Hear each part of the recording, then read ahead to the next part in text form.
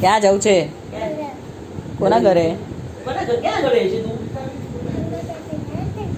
અહીંયા નથી રહેતી કઈ? અહીંયા નથી રહેતી? મેરે કોઈ તમારા 3-3 હાઉસ છે, તારું હાઉસ છે ને? તું તો કહેતી હતી નાની હાઉસ મને બહુ ગમે, હવે નથી જવાની ઘરે. તે જને એમ કહેતી ભાઈ